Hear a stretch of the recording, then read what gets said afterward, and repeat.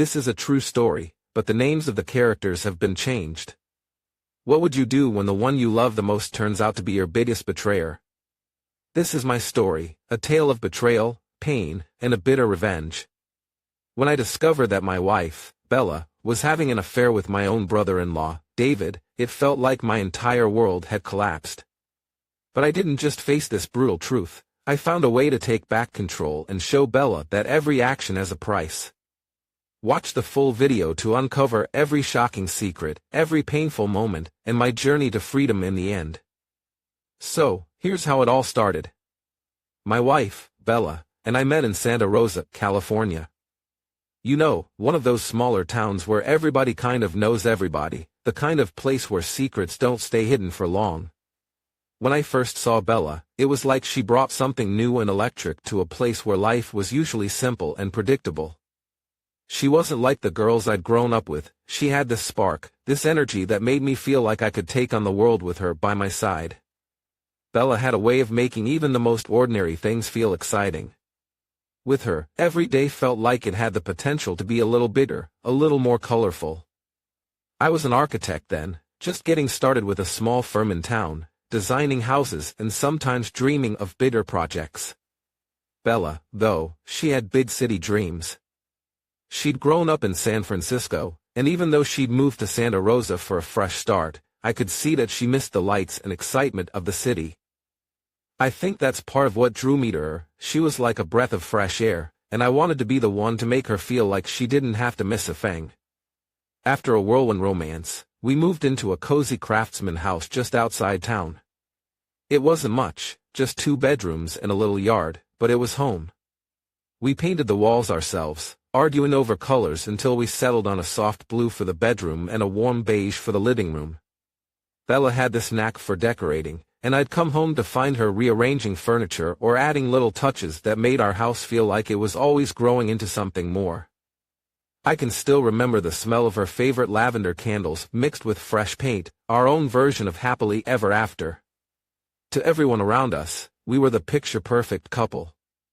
My family, friends, even the neighbors, they all saw us as this young couple just starting out, filled with all the promise and excitement of a shared future. We had that newness about us, and in a town where people settled young and rarely moved, we were like a breath of fresh air for everyone. People would tell me how lucky I was to have found someone like Bella, and honestly, I believed them. But as you're about to find out, things aren't always what they seem. Looking back, there were small signs I chose to ignore, subtle shifts that were easy to brush off at first. But at the time, I thought it was just normal stuff. We were both adjusting to married life, right? I figured the little disagreements were just part of being with someone who had her own ideas and strong opinions. And I loved that about her, that she was independent and didn't need me to make her happy. It never occurred to me that Bella might be looking for something else, or that she had a side of herself I hadn't yet seen. I guess that's the funny thing about love, though. You believe what you want to believe. You fill in the gaps, even when you know, deep down, that something's not quite right. Bella made me feel like I was the luckiest guy in the world, and I let myself believe that we were invincible, that nothing could come between us. But the truth was, even from the start, Bella and I were playing by 2 different sets of rules. And it took me a long time to see that. Fast forward a few years, and something in Bella began to shift. At first, I couldn't quite put my finger on it, but it was like this distance opened up between us, so subtle I almost didn't notice at first.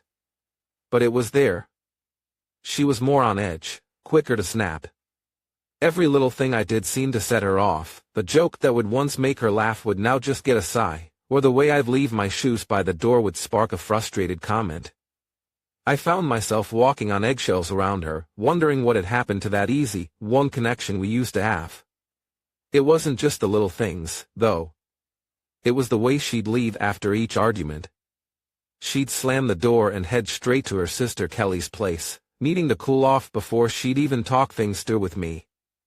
Each time she left, I'd sit there, staring at that door, wondering what I'd done wrong, wondering how we'd gone from being so close to feeling like strangers in our own home.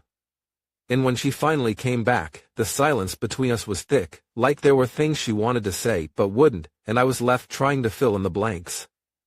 That's when the comparison started. I'd hear about Kelly's husband, David, constantly. It was like he was this measuring stick I was supposed to live up to but never could. Bella would mention how polished he was, how driven he seemed. David's always looking for ways to improve himself, she'd say, or, David's already been promoted twice, he knows what he wants.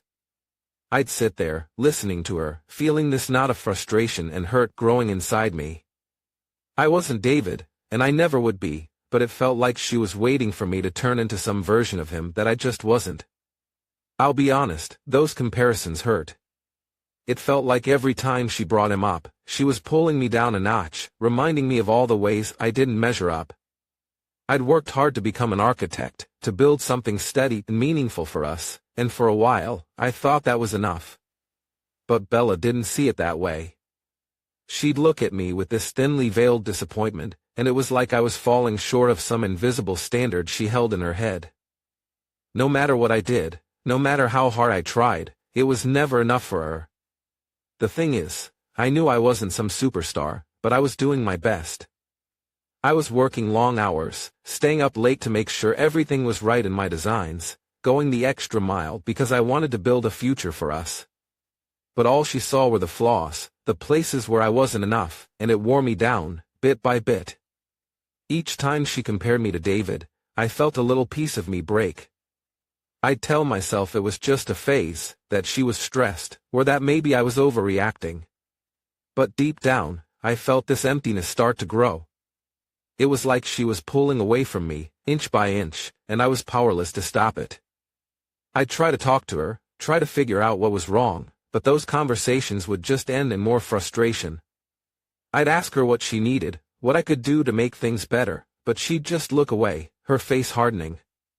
You wouldn't understand, she'd say, or, you just don't get it. And maybe she was right, maybe I didn't get it.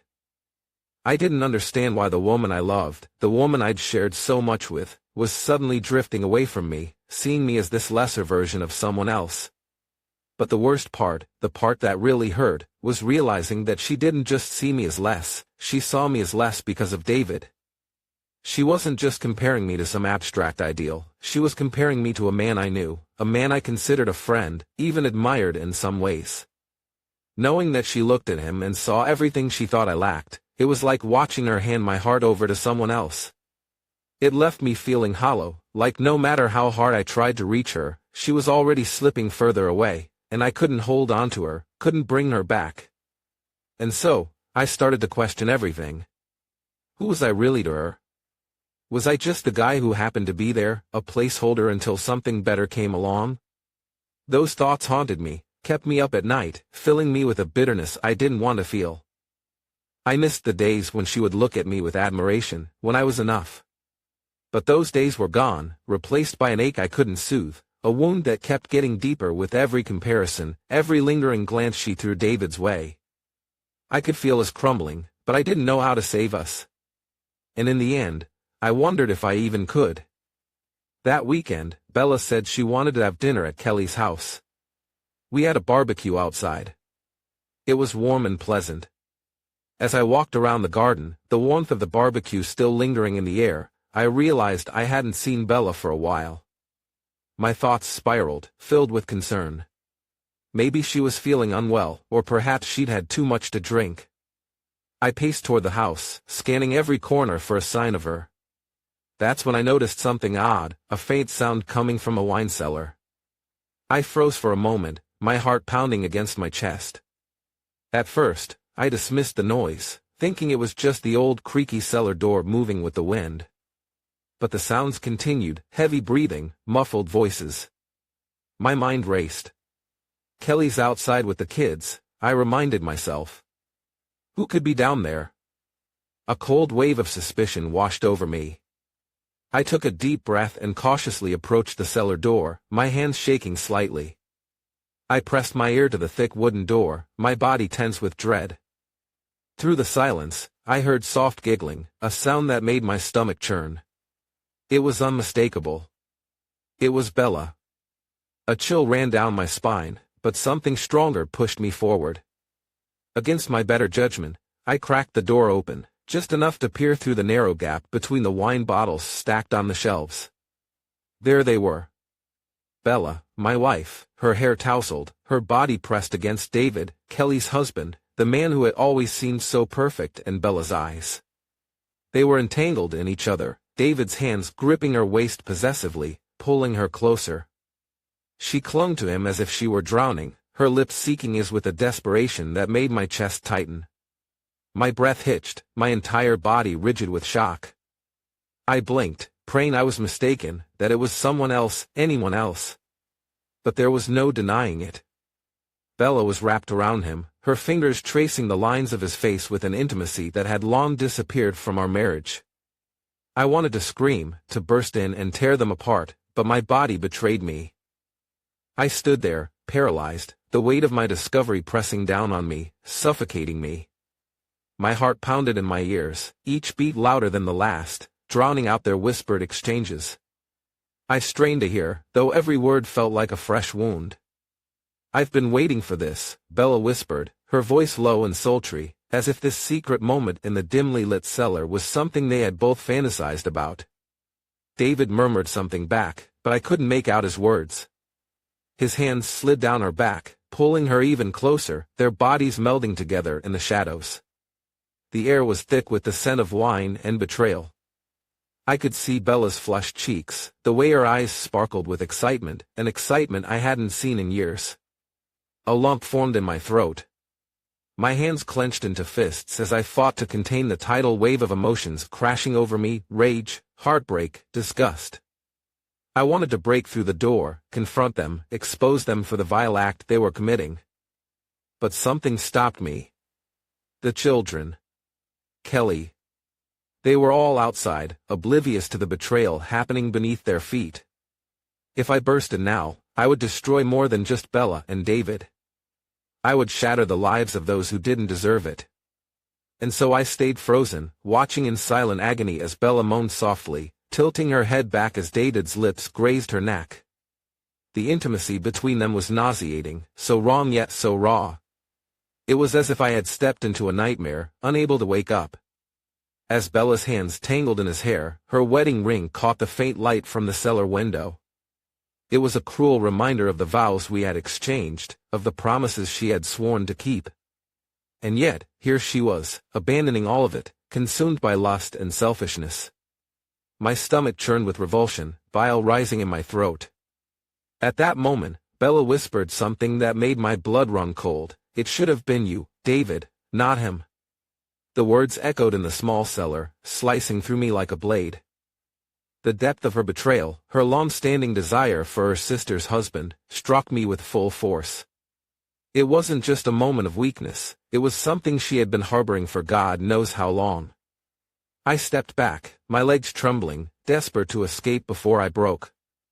My mind screamed for me to confront them, to throw the door open and force them to face the consequences. But my heart couldn't bear to see anymore. I stumbled away from the door, every step heavier than the last, the scene I had just witnessed searing itself into my memory. I felt sick, my world spinning out of control.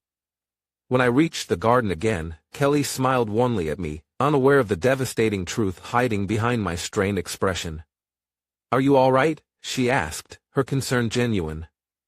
I wanted to tell her everything, to reveal the ugly truth that would change her life forever. But I couldn't.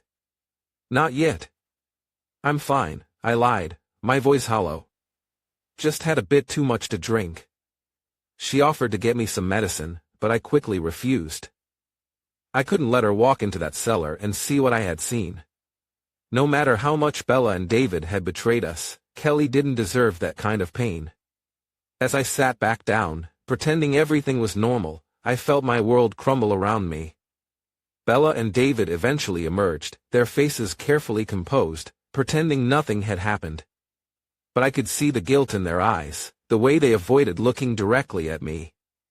Their excuses were pathetic. Bella had gone to the bathroom, David had fetched the wine, but I knew the truth. And the truth was vile. Bella and David showed up a few minutes later, acting like nothing had happened. I can't tell you how hard it was to just play along, but with Kelly and the kids around, I didn't have a choice. That drive home. I don't know if I've ever felt a silence that heavy. It was like every mile stretched on forever, each second dragging me deeper into the pain that was eating me alive. Bella sat in the passenger seat, her eyes fixed out the window, her fingers nervously twisting her wedding ring. It was almost like she knew, like she could feel the weight of what I'd seen, what I now knew. But she didn't say a word. Not a single damn word. She just sat there, staring off into the distance, like she was miles away from me already. My hands gripped the steering wheel so tight I thought it might break. I kept my eyes on the road, refusing to look at her, because I knew if I did, I'd lose whatever fragile grip I had left. My heart was pounding, this raw ache echoing in my chest with every beat, and I could feel the anger building, surging through me in waves. I wanted to yell, to scream, to pull over and demand an explanation.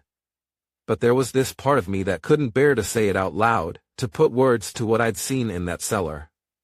Because once I did, there would be no going back.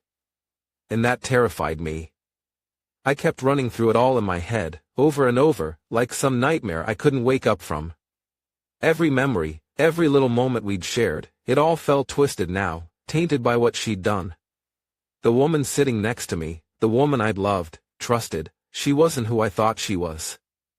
I kept asking myself how I could have missed it, how I could have been so blind. Had she ever really loved me? Or had she just been waiting, biding her time until something better came along? And now that she'd found it, was I just a fool left behind? Bella shifted in her seat, crossing and uncrossing her legs, her fingers tapping against her knee. It was the kind of nervous habit you'd see from someone who was hiding something, someone who was guilty. She must have felt my gaze, even though I wasn't looking directly at her. I could feel her stealing glances at me, like she was trying to gauge if I knew, if I was aware of the betrayal she'd committed right under my nose. I could see her out of the corner of my eye, opening her mouth a few times as if she were going to say something, then closing it again. She didn't know that I knew, not for sure. And I could feel her uncertainty filling the car, mixing with my own pain, making the silence feel even more suffocating. I thought about the promises we'd made, the plans we'd talked about. All the little dreams, the things we'd wanted for our future, they all felt hollow now, like they belonged to someone else. I couldn't believe that I'd spent years loving this woman, giving her everything I had, only to find out that it was all a lie. And the worst part? She was sitting right there, acting like nothing had happened. Like we were just another couple driving home from a family gathering. How could she be so calm, so unaffected, when my world had just crumbled to pieces? My anger was boiling just beneath the surface, threatening to spill over. I could feel it pressing against me, hot and relentless, demanding to be let out. I wanted to ask her if she'd even thought of me while she was with him, if she'd felt a single ounce of guilt. I wanted to know if she'd ever regretted what she'd done, or if she'd written me off as some naive fool who was too stupid to see the truth. But I kept it in, somehow, though every second felt like a war raging inside me, the pain and the rage clawing at me, fighting to be unleashed. Finally, as we pulled into the driveway, I couldn't hold it in any longer. The second I caught the engine, the silence hit me harder than ever, and I felt the last shred of control slip away. I turned to her, my voice barely more than a whisper but filled with all the hurt and betrayal I'd been holding back. "I know, Bella," I said, my words heavy, final. "I know what you did." When the words finally left my mouth, "I know, Bella," I thought she'd crumble, that the weight of what she'd done would finally hit her, that she'd realize the pain she'd caused and feel something, anything, close to the remorse I needed to see. I thought she'd break down, that maybe there was a part of her still connected to me, to what we'd built together. I waited, holding my breath, hoping against all reason for even the smallest sign of guilt. But what I got was different. She just stared at me, her expression shifting. At first, there was a flicker of surprise, maybe even fear.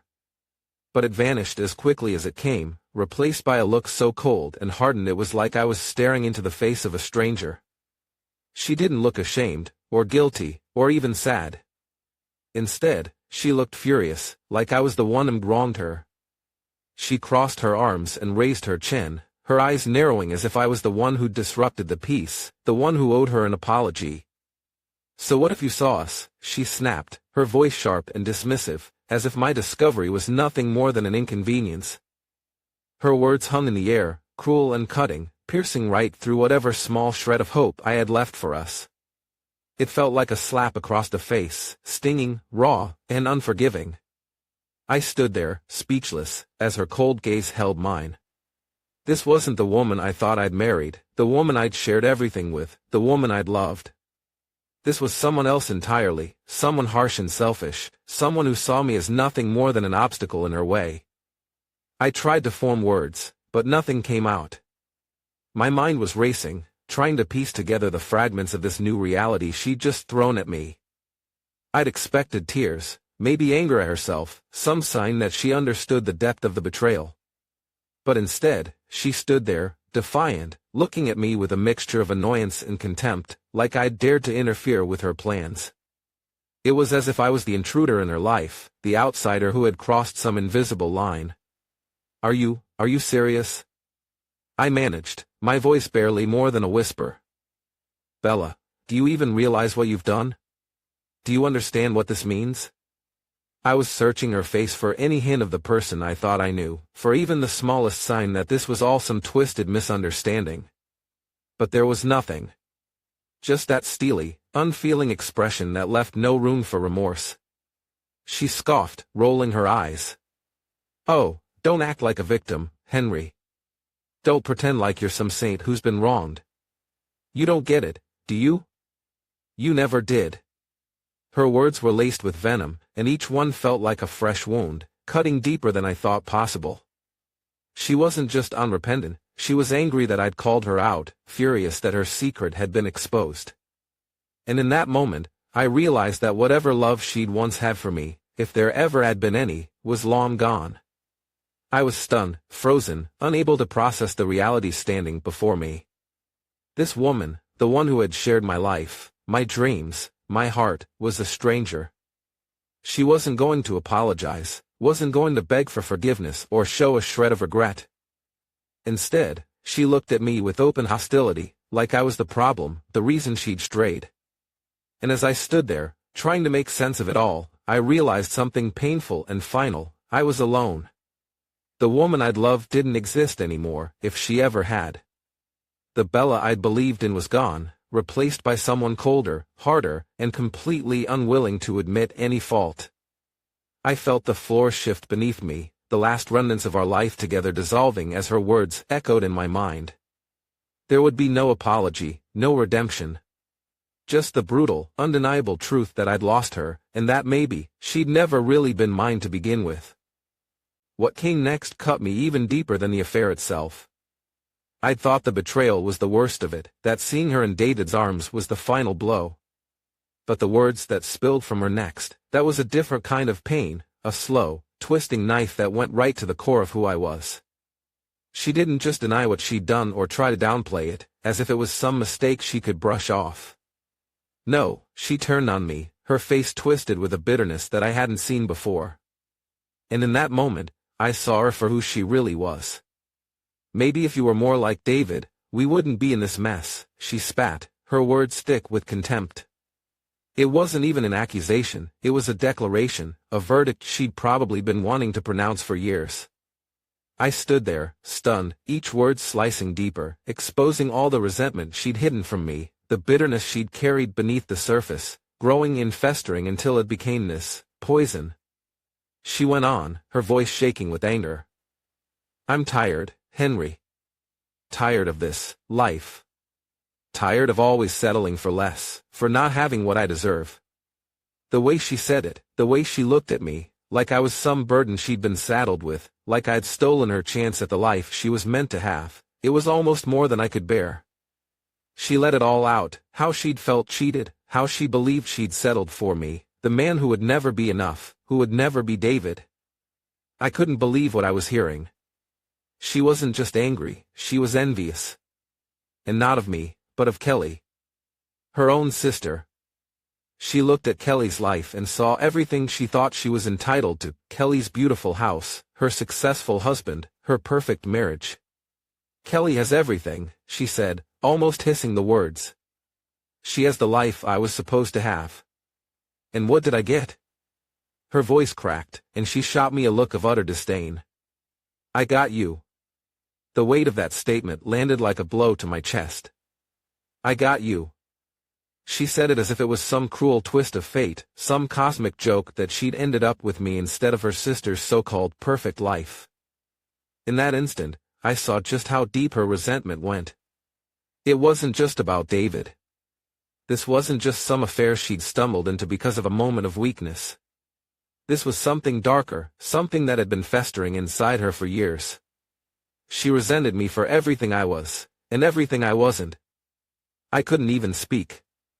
I wanted to say something, anything, to defend myself, to tell her that I'd done everything I could to make her happy. I'd worked hard to build a life with her, to give her everything I thought she wanted. But none of it mattered. In her eyes, I was just the consolation prize, the man she'd settled for because the life she thought she deserved was out of reach. And all this time, I'd been oblivious, thinking that she loved me, thinking that we were in this together. But it was clear now, she'd been comparing me to David, to Kelly's life, probably from the very start. And I never stood a chance. "Why did you even marry me?" I finally managed to choke out, my voice barely a whisper. She laughed bitterly, shaking her head. "Because I thought you'd change, Henry. I thought you'd have ambition, that you'd want more out of life. But you're so comfortable. You're content to just stay here, doing the same thing every day, living in this little bubble. Meanwhile, Kelly has everything I wanted. A real man, a real life." She paused, her eyes hard, as if daring me to argue, to deny it.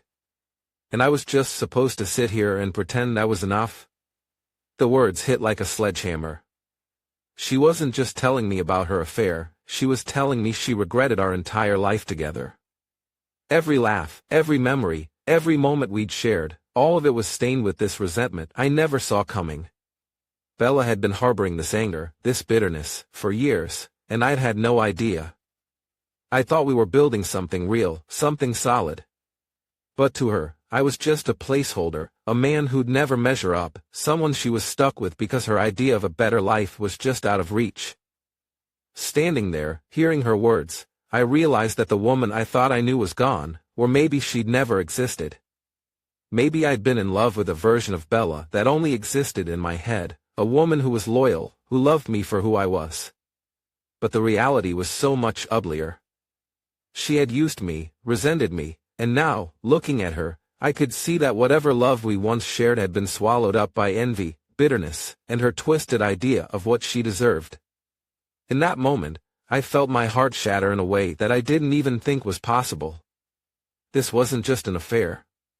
It was the revelation of years of buried resentment, a hatred disguised as love, a betrayal that went far deeper than a single night in a wine cellar. Bella hadn't just cheated on me, she'd spent years despising me, looking down on me, wishing for a life I could never give her. And there was no coming back from that. There was no way to fix what had been broken. The days after Bella's confession were a blur. I could barely eat, barely sleep. Every time I closed my eyes, all I could see was her cold, unrepentant face, her words playing over and over in my mind like some twisted song I couldn't turn off. I felt gutted, humiliated, like everything I'd ever believed in had been a lie. But amidst all the pain, something else started to rise: anger. A fury that built slowly at first, simmering under the surface, until it was too strong to ignore. I realized I couldn't just let her walk away from this. She had destroyed me, but I wasn't going to let her do it without consequences. That's when I thought of Natasha. She was an old friend from college, someone I hadn't spoken to in years, but she'd recently moved back to California, and I knew she was the kind of woman who could help me set things right. Natasha had always been a force of nature, smart, confident, and beautiful in a way that turned heads wherever she went.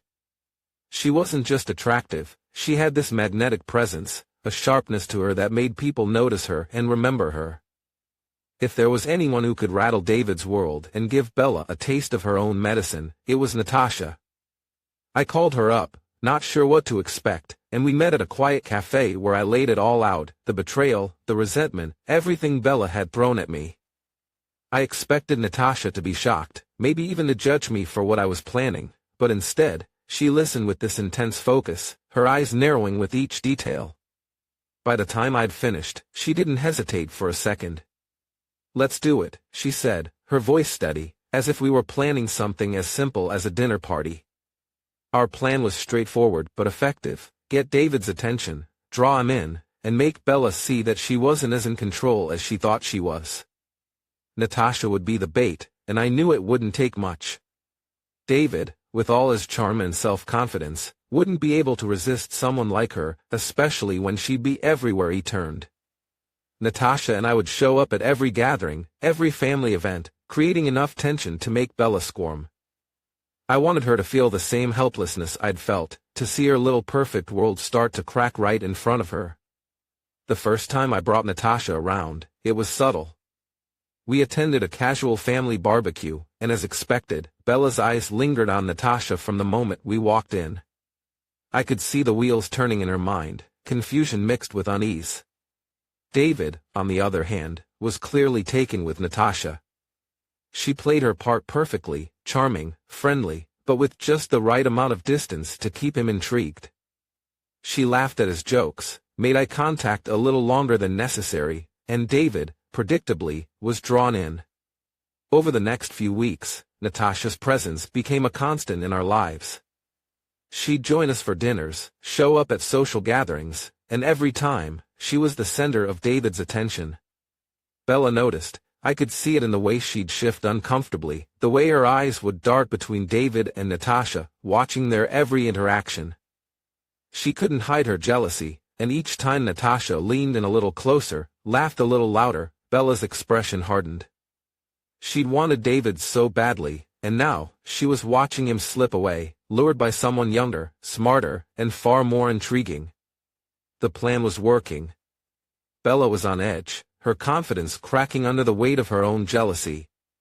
One night, at a dinner party, she finally couldn't take it anymore. She pulled me aside, her voice a hiss as she demanded to know who Natasha really was and why I was bringing her around. I looked at her, keeping my expression calm, and simply said, "She's an old friend." "Why do you care?"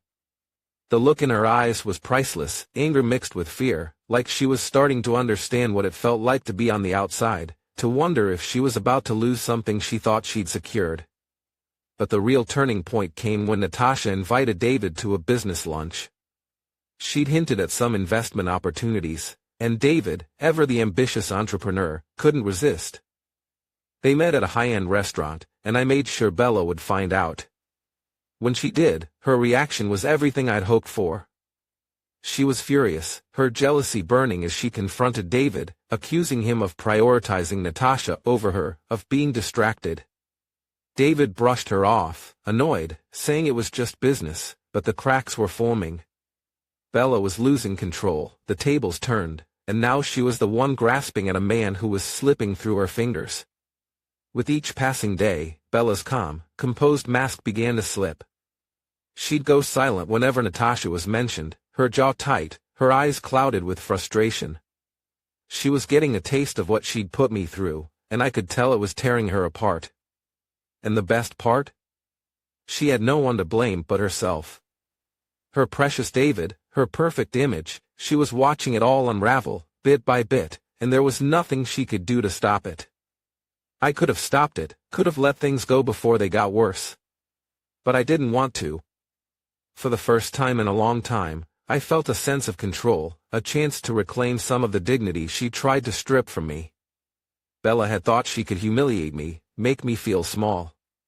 But now, she was the one losing sleep, the one wondering if her little fantasy world was about to come crashing down. And watching her squirm, seeing her face fall each time David's attention shifted, was a satisfaction I couldn't have imagined. By the end, Bella was more isolated than ever. David was drifting toward Natasha, Kelly had begun to notice something was off, and Bella's own confidence had shattered. She'd wanted a life that wasn't hers, a man who wasn't hers, and now, she was left with the reality of her own making. And for once, I didn't feel guilty. She'd made her choices. She'd chosen betrayal, arrogance, and lies. And now, she was the one left to pick up the pieces of her own broken life. Natasha and I started showing up together more often, subtly weaving her into every part of our social circle. We didn't make a big deal out of it, it was all carefully planned to look natural, as if it was just two old friends reconnecting.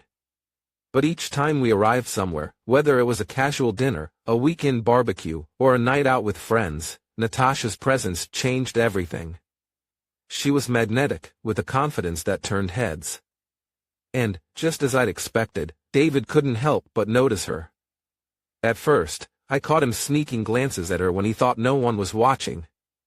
His eyes would linger a little too long, following her as she moved around the room, his interest unmistakable. Natasha played her role perfectly, giving him just enough attention to keep him intrigued without being too obvious. She'd laugh at his jokes, touch his arm lightly as she listened, flash him that captivating smile of hers. It was subtle, but it was more than enough to reel him in. And David, always the charmer, leaned right into it, soaking up her attention like it was his birthright. But the best part was watching Bella. I could see her watching them from across the room, her expression tightening with every shared glance, every lingering smile between Natasha and David. She tried to play it cool at first, acting like it didn't bother her, but I knew her too well. I saw the way her jaw clenched, the way her eyes darkened whenever Natasha laughed a little too loudly at one of David's stories. She was feeling it, the jealousy, the insecurity, that creeping feeling of being left out, of losing control. And it was eating her alive. One night, at a casual dinner party, I watched as Bella's discomfort hit a new level. We were all gathered around the table, wine glasses in hand, laughing and chatting, when Natasha leaned in close to David, asking him some question about his business. David's eyes lit up, eager to impress her, as he launched into a detailed explanation, talking about his latest projects, his ambitious plans for expansion. Natasha listened intently, nodding, her gaze fixed on him in a way that was just this side of flirtatious. Bella, sitting across from them, watched the whole exchange, her face frozen in a strained smile. I could almost see her thoughts racing, wondering if David was really interested, if Natasha posed a threat to the little fantasy world she'd built around herself and David. Her fingers tapped restlessly against her wine glass, and she kept shifting in her seat, unable to hide her growing irritation. It was perfect. The tables had turned, and now Bella was getting a taste of what she'd put me through. Over the next few weeks, Natasha and I kept up the act. Every time we went somewhere, she was by my side, drawing just enough attention from David to keep him on the hook. Bella's discomfort only grew, her patience wearing thinner each time we saw them. I'd catch her shooting Natasha icy glances, her eyes filled with a kind of resentment and fear that made me feel, for the first time, that she was finally paying the price for what she'd done. Her jealousy, the same jealousy that had driven her to betray me, was now working against her, unraveling her carefully constructed sense of control.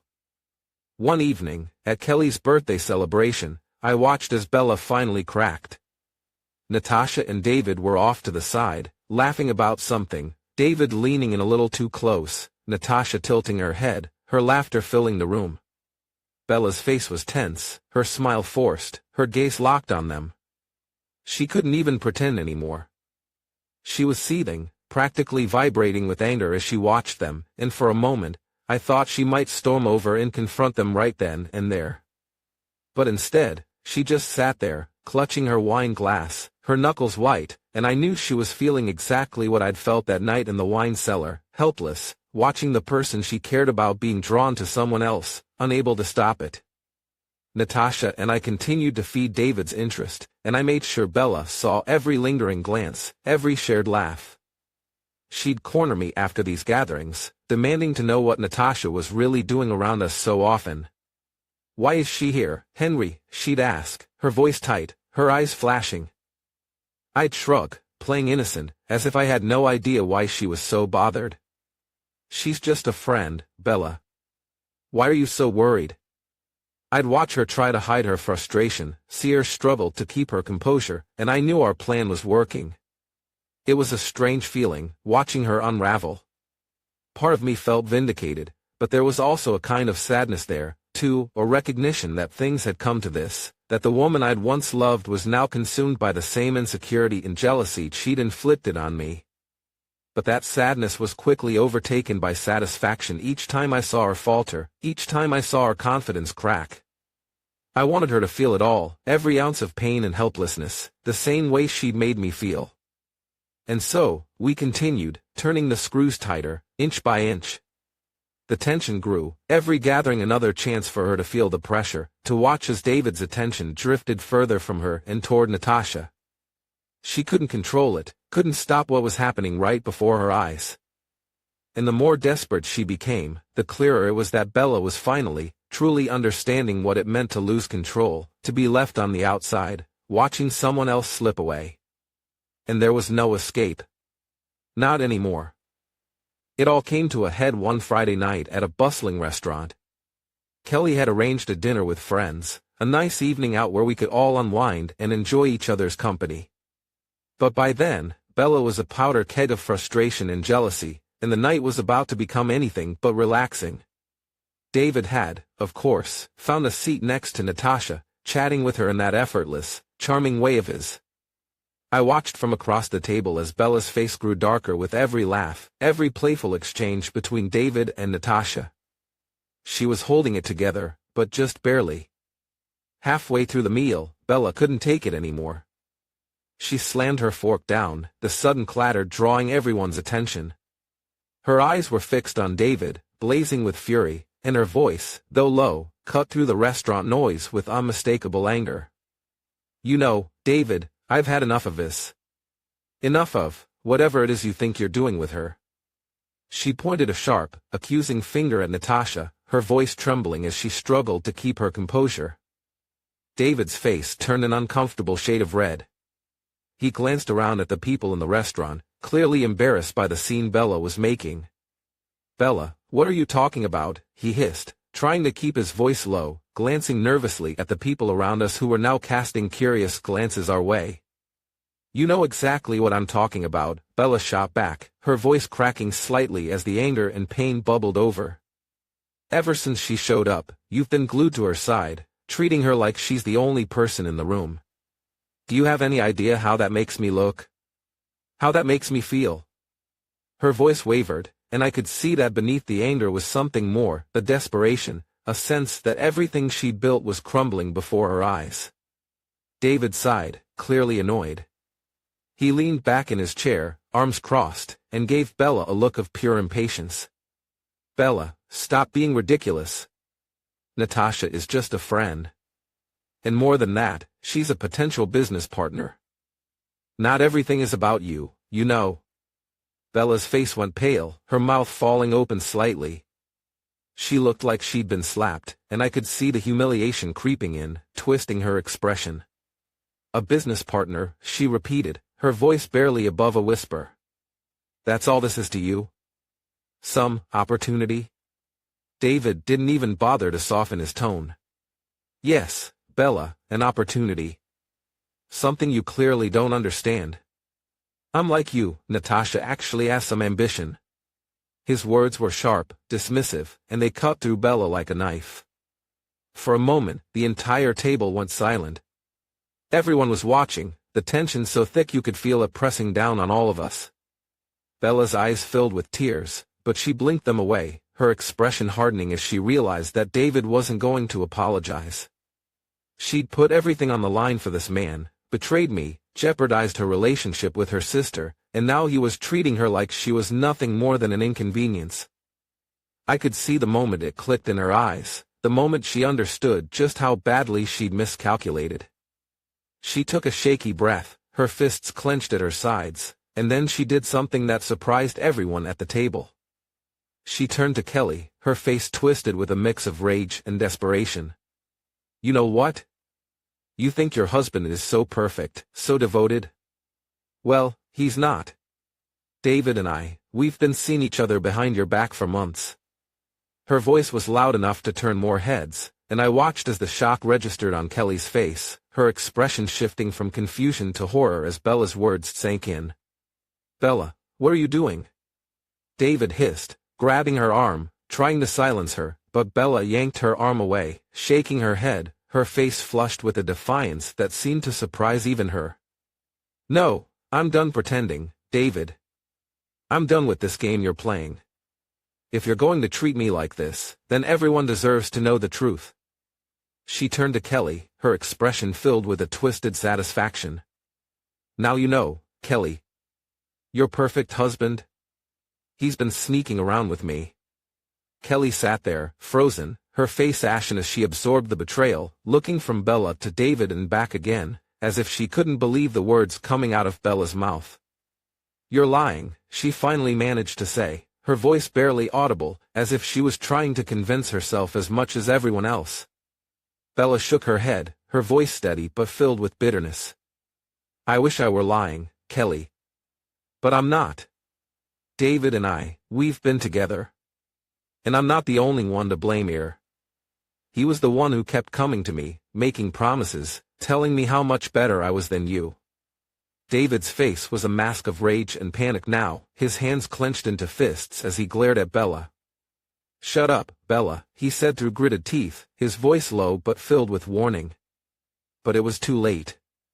Bella had exposed everything, dragged the ugly truth into the light for everyone to see. There was no taking it back, no chance to smooth things over or make excuses. She had set off a bomb, and now all they could do was watch it explode. Kelly's eyes filled with tears, and she stood up abruptly, her chair scraping against the floor. She looked at David, her expression filled with hurt and betrayal. "Is it true?" she asked, her voice shaking. "Is what she said true?"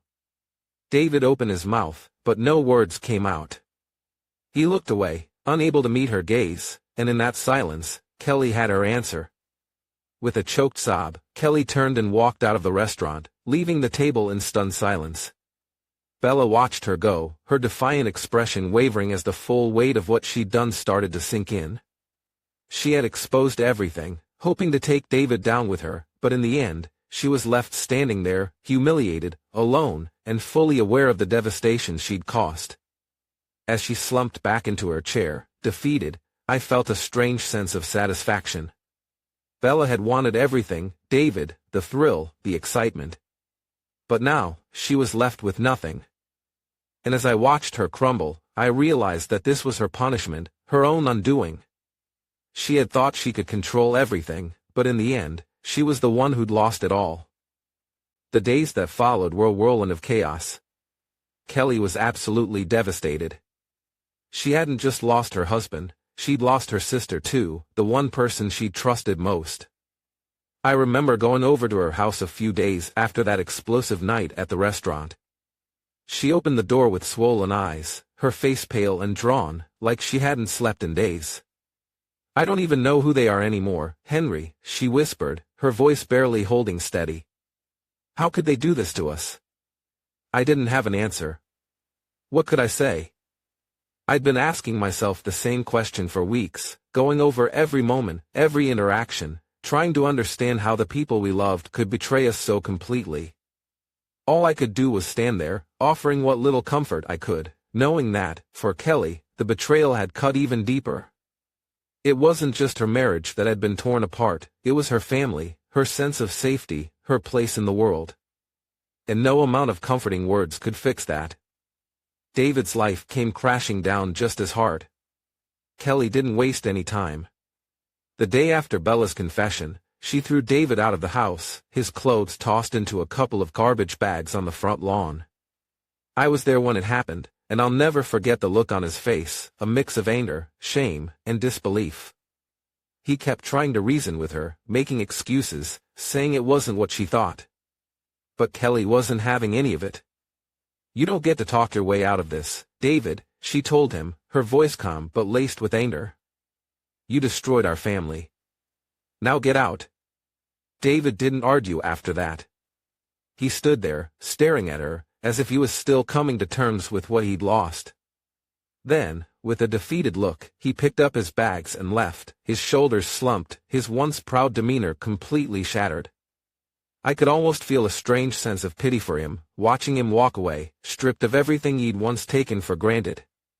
But then I remembered the damage he'd done, the pain he'd caused, and that pity faded quickly. And Bella, she was left with nothing.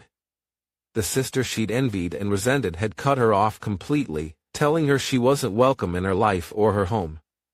For Bella, that was the final blow.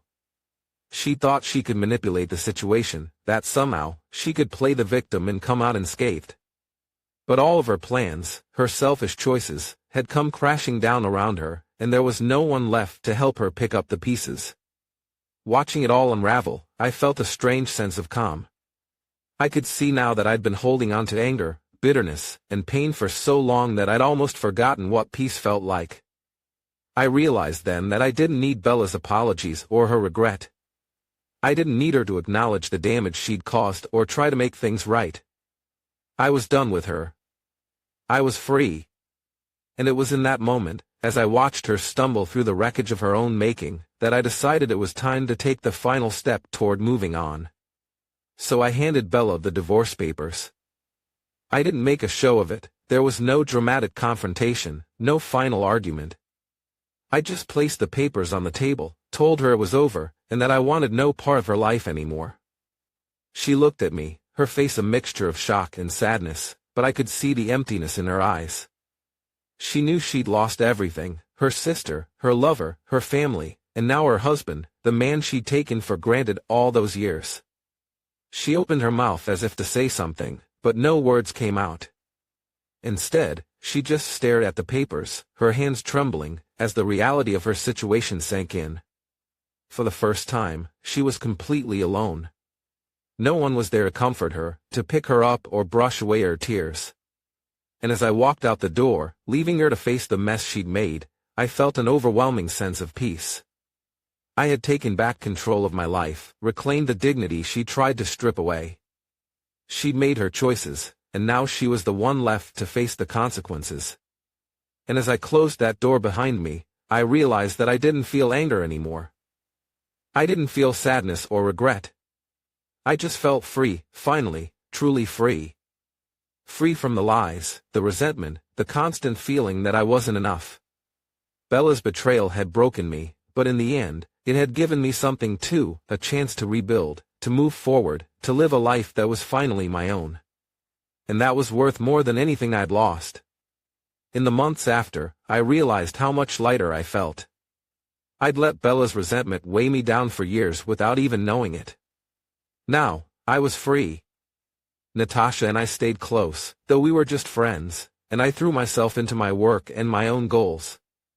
I'd loved Bella once, but that love was built on lies, and I was ready to move on from it. I wasn't defined by her betrayal. I had a whole life ahead of me,